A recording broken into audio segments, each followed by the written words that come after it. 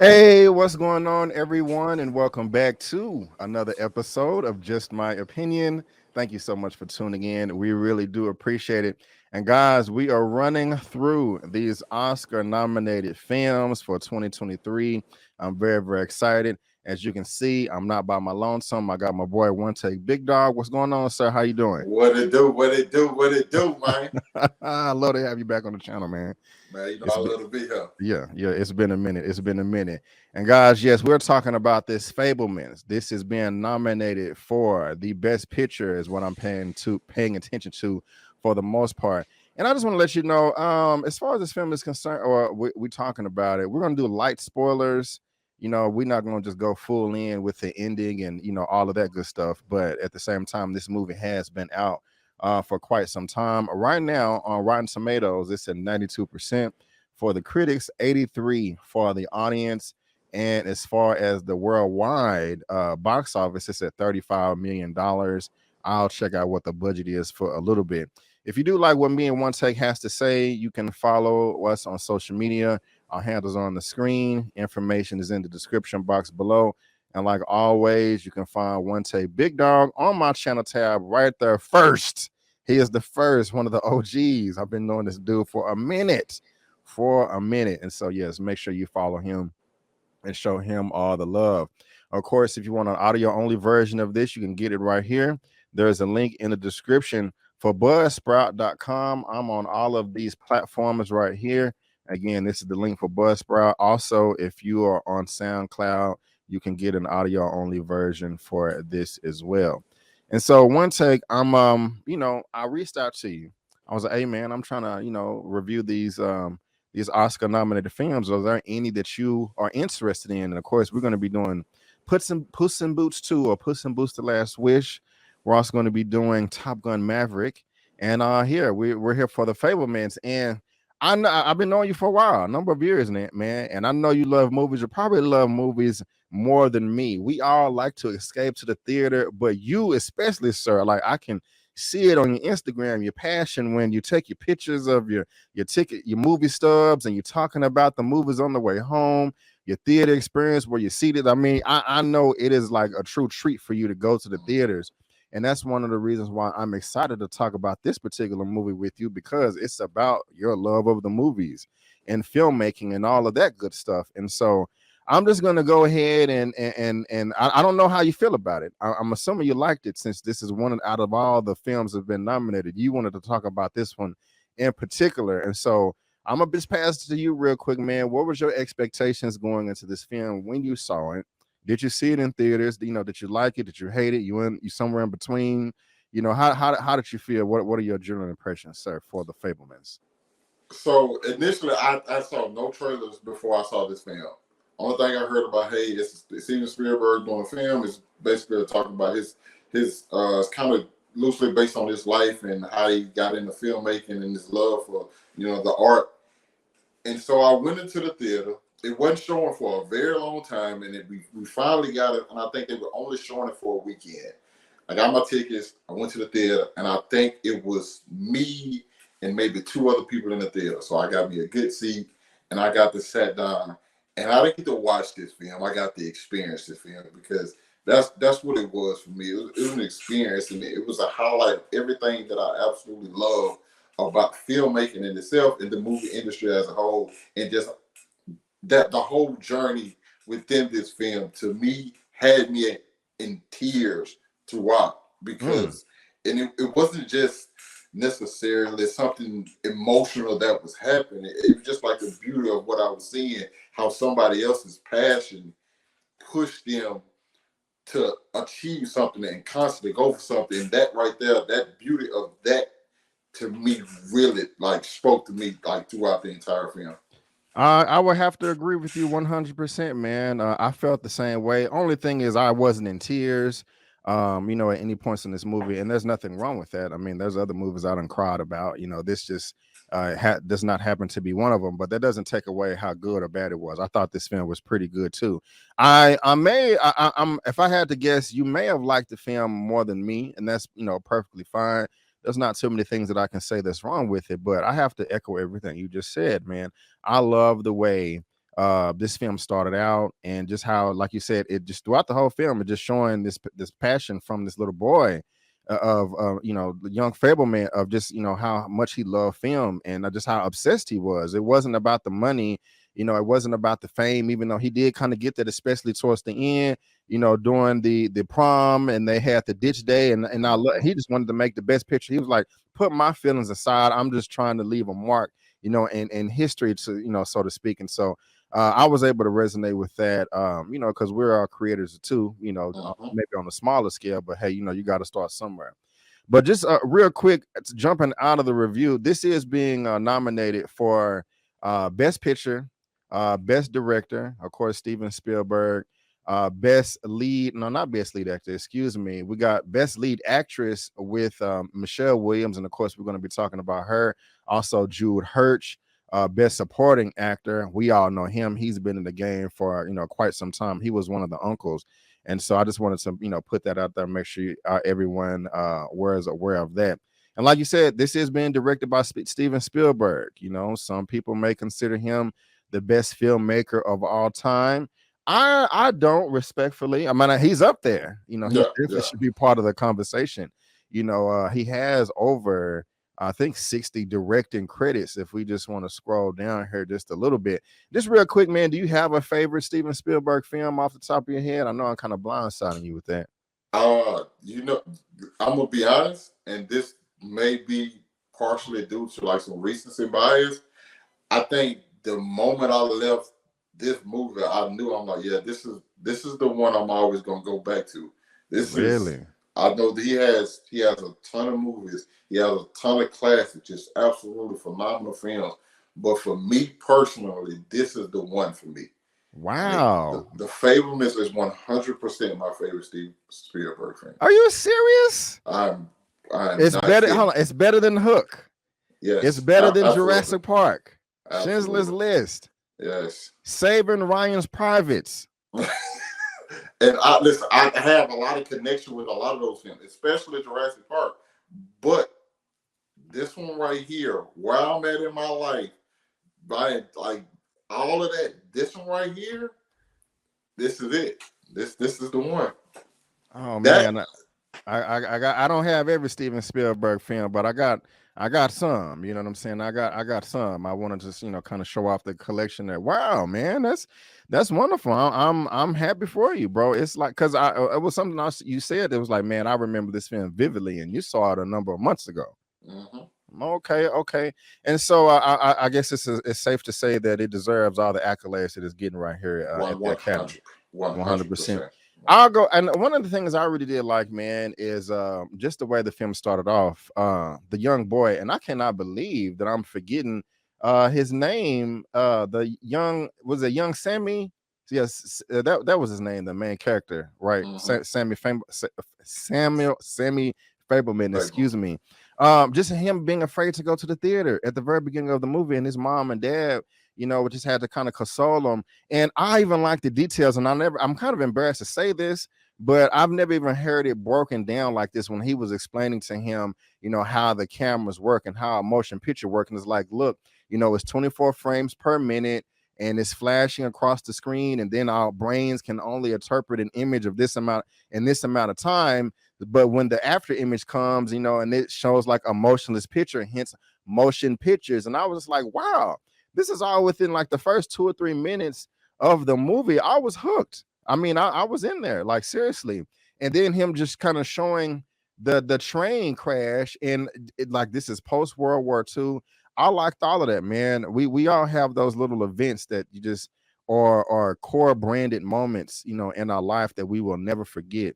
And for young Sammy here, that was the case, when he saw those trains and that car crash together, and like you said, this is loosely based on Steven Spielberg's real life. And so I'm just really happy to see that he has such a great support system to back up his dream, to back up his passion, because that's not always the case. You're like, hey, I want to be an astronaut, I want to be that. Oh, you can't be that, you can't be this. And just to be throw ration in the issues, sometimes they'll be like, oh no, you can't be this because your skin is darker than the dominant society, so you live in a pipe dream. And of course, I mean he had to deal with anti-Semitism in this, and I'm not going to relate to like who had it worse. But there is some relation there. So early on, man, I was really hooked with that scene, that the train crashing into the car, him with his big bug eyes, opening scared, having nightmares, and then his support system. I thought it was I thought it was incredible. So I loved it.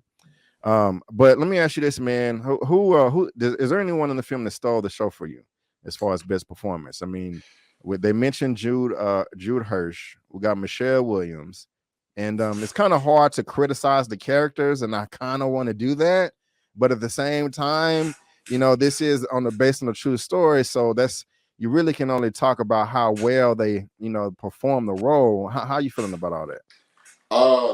Michelle Williams was great, but Paul Dano was also great.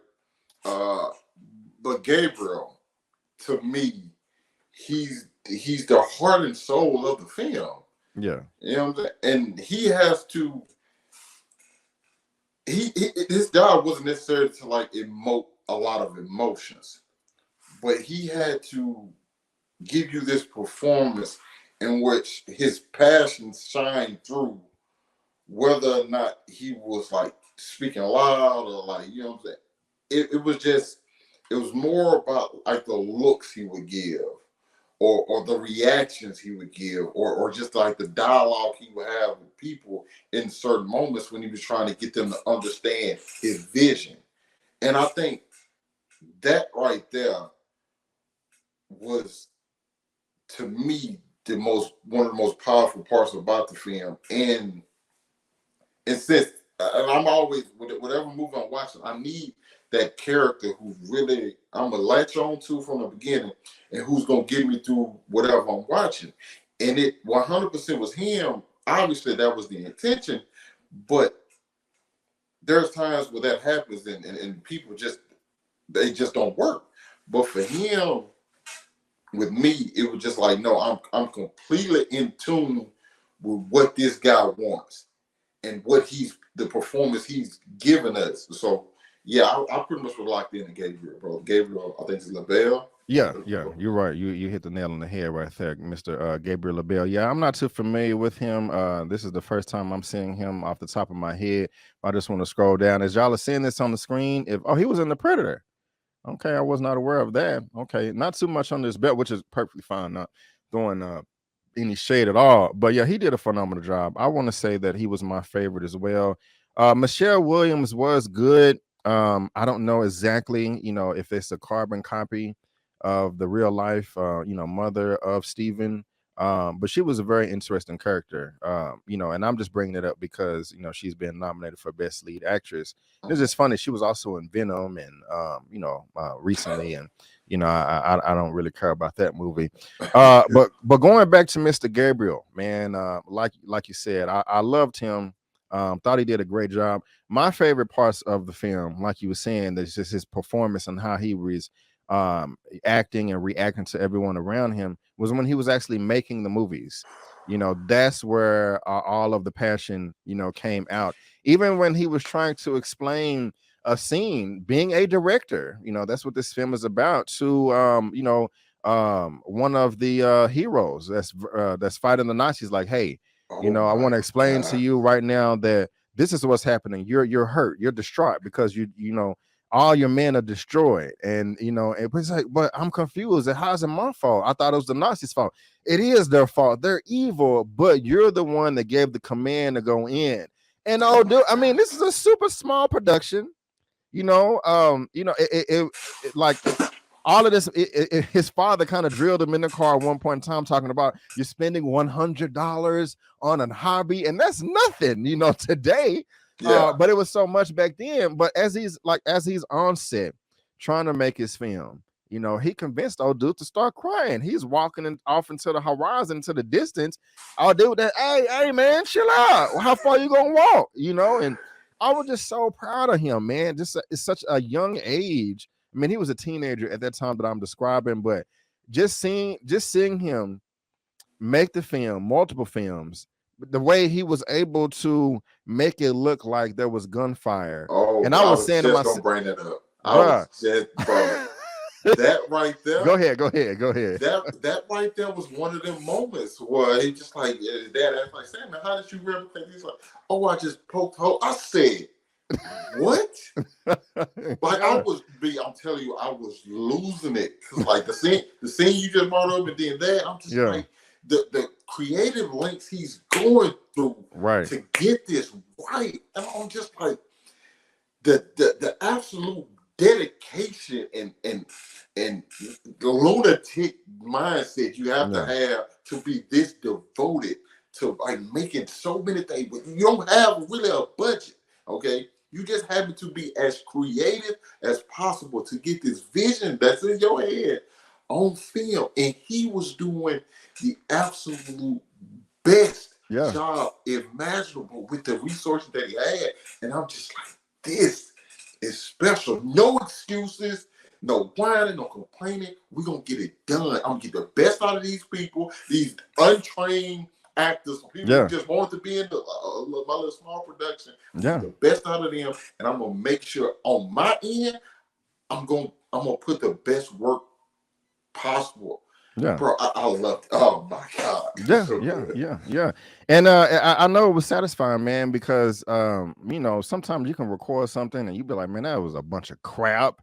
I need to delete this and start over. And you may not feel like it, but sometimes you can create something beautiful out of what you thought was crap, from the beauty of editing. And it's just really humbling to see him be able to do that, with the small amount of resources that he had, And the thing is, what I liked about this story is he had the support of pretty much everybody. I mean, he did have to deal with some bullies when he got older, but even at the very beginning when he was, him and his buddies were all in, I guess, their Boy Scout outfits, and they went into the movies, and then of course they was teasing him about girls and all that, but still he had the respect from majority of his peers growing up, the respect from his father, mother, also his younger siblings.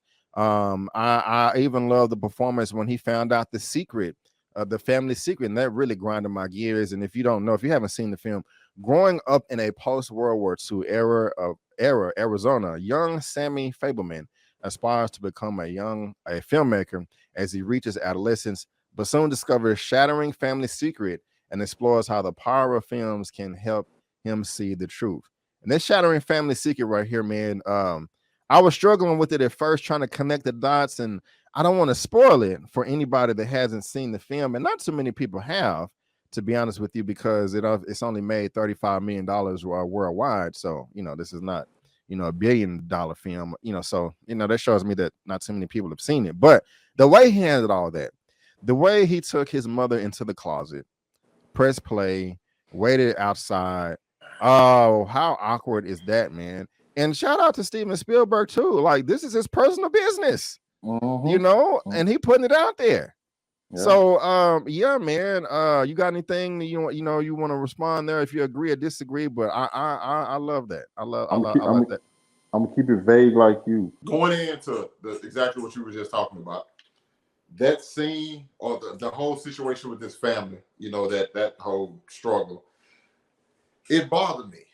Okay, just from like a personal perspective, because I don't really like seeing that happen to people. You know what I'm saying? So that right there was a real issue for me. But that's why I kind of really appreciated the film, because they was willing to like show that aspect, and that was an important part. You could have just left. I feel like there's a situation where you can leave that out and you still have a great film.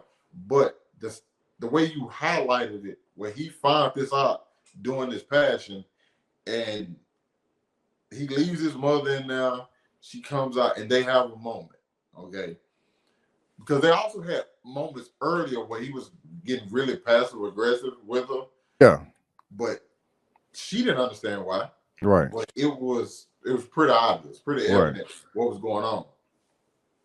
So that right there, to me, it was uncomfortable, but I felt necessary.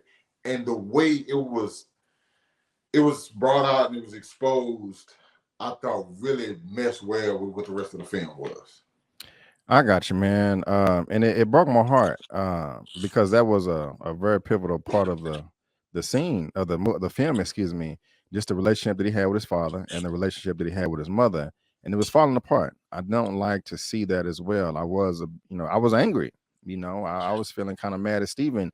And if you do a little research, there's a lot of information online about how much of it was true and how much it wasn't true. But for little Sammy to still take all of that pain, all that passion, and still be able to produce film, and I kind of think that he wanted to create like you want to create like a fairy tale ending in general, or a good ending in general a lot of times when you're trying to produce content. And I think that was another one of the reasons why he made one of his bullies look good, gave him a positive light in that ditch day, towards the end, maybe because he was hurt and he was in pain and he just mad because what was happening to his family. And just the way he influenced him as well. I just like that. That kind of just shows the power of film, of what you can do. I mean, you had this dude that was very ugly to him, very hateful, very racist. I would really care for Sammy. I wanted to jump through the screen and defend him, back to back, but then for him to kind of, change the mindset of the guy towards the end in that hallway at that prom, it just kind of goes into the one of the main themes of this movie, just the empower film and what it can do, and how it can transform you, and all of that, man. It's just all these little things that I really did appreciate, and so it's just great filmmaking right there to me. Yeah, absolutely. Because that right there, I was wondering why the whole time, like, why is he recording him? And it's like you made this guy, you made him a movie star. Yeah, you made him a movie star, and after how he, the way they treated him was abysmal. Okay, like you don't treat another human being the way they do, where they did. But it was like that didn't matter because it was the power of like Sammy, that vision. Like, okay, I see something there that I can do something with. Just this person's presence, this person's aura, I can do something with, whether they want it to happen or not. And it's gonna benefit them, but it's also gonna benefit me. Okay. Wow. Because I know how to make a star.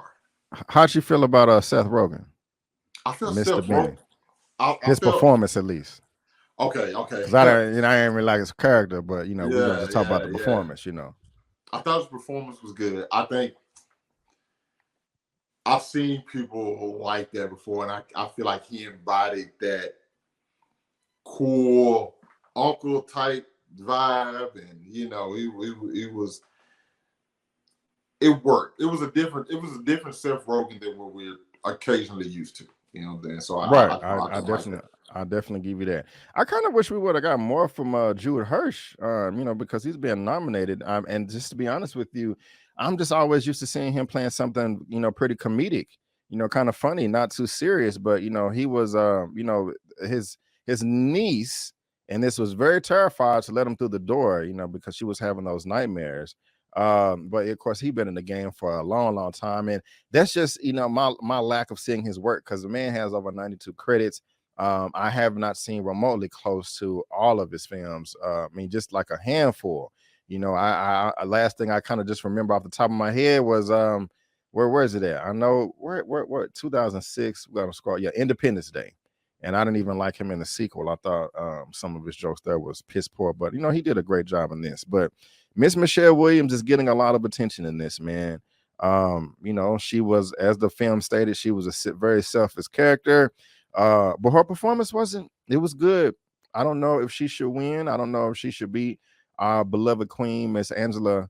Well, no, I think those are different roles. But do you think that she deserves or different awards? Do you think that she still deserves all the attention she's getting right now, or yes, no? Where you at on that? I do think her performance was good, but I don't think it's not the one that's most memorable for me from the other nominees. You know what I'm saying?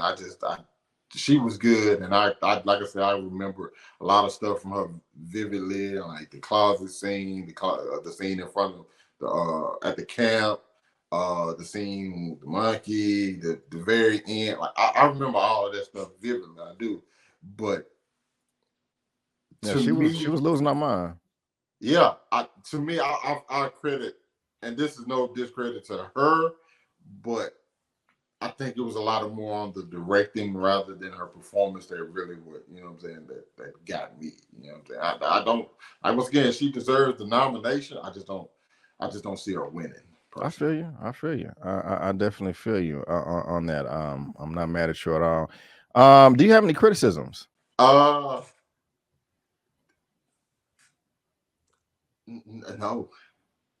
I got you. No. I got you.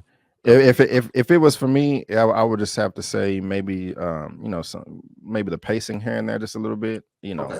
I may have lost interest a time or two slightly just for a minute or two, but not so long. But other than that, I mean, this wasn't the best film of the year for me.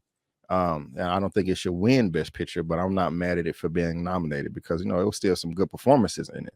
And so I mean, if you had to rate this out of a 1 out of 10 or whatever your rating system is, how would you, where would you end up? Okay. First of all, I will say I disagree with you. I think this, as far as Best Picture, this is Best Picture. Okay. Ooh. This is cinematography, the way the score, all what you want out of a motion picture. This is Best Picture. And if I'm rating it, I didn't give it any flaws, bro. I can't think of it. Okay, maybe it went a little too long at times. You know what I'm saying?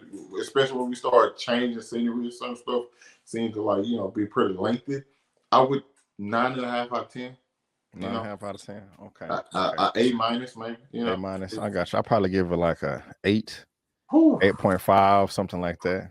It's all good though. Your favorite film. It's all good. The movie we talked about right before we hit record, I like much more than this one, and you didn't like it. So, and mine not even nominated. Yeah, and I mean, more people going to agree with you than me. Well, not really, because this is not a rating. This is just a percentage of what people liked. Because I like the whale a lot more. But it's all good. It's all good. We got a review. I got a review for that on my channel too.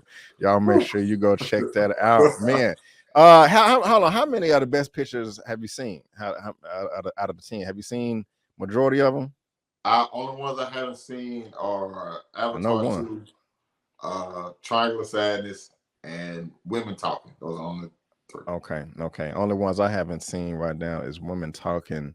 At the time of this recording, by the time this video comes out, I would have seen them all. Yeah. And so, yeah, man, that's what's up, guys. If you did not know, I'm covering as many of the Oscar-nominated films as possible. I host a movie news roundup show every Sunday, 6 p.m. CST. However, the Sunday of the Oscars, I will not be hosting the show. I'm gonna host because of the Oscars. I'm gonna be doing it that following Monday evening, 6 p.m. So if you want to come back and talk about who won, who didn't won, snubs, and all of that, you can definitely come through. And I will say somebody that definitely performance that was better than Miss Michelle Williams for Best Lead Actress in this film is Miss Danielle Detweiler with Teal. I don't know if you saw that one, OneTakeBigDog, but she should definitely be in the list right here. That's disappointing that she is not. She should win. She's Kate Blanchett did great, and Michelle Williams did great, and Michelle Yeoh did great, but they didn't do better than Miss Danielle Detweiler, in my opinion. You know what I'm saying? And so, but yeah, man, that's going to conclude our review for our Oscar-nominated film, The Fablemans. We both did enjoy the film, and don't get it twisted. I did like it. I liked it a lot. A lot of great stuff. I just didn't, love it as much as you, but that's okay. All things are subjective. But before we head out of here, one take, is there anything you got going on in the world that you want to announce? Or you good on that? I'm chilling right now, man. I'm just going to the movies and enjoying these. March is a good month. I will say that March is a good month. Yes, sir. Yes, sir. It is. And if you have not subscribed, please do. If you do, you're going to get movie reviews, spoiler movie reviews, series reviews, a weekly movie news roundup show. Like I stated, I'm also covering Bel Air season 2 and Snowfall season 2. Got some trailer reactions, a couple of interviews, and some fresh out of theater reactions. Y'all help your boy reach. Where's my subscriber count? Help me reach 50K. I'm at 43.7. That, you know what I'm saying? Help your boy reach his next large milestone. You know, I would really appreciate that. But again, guys, before you go, I just want to thank you so much for tuning in. And again, I'm B. Avery. That's One Take, Big Dog, and that's just our opinion. Peace out, and we'll see you next time.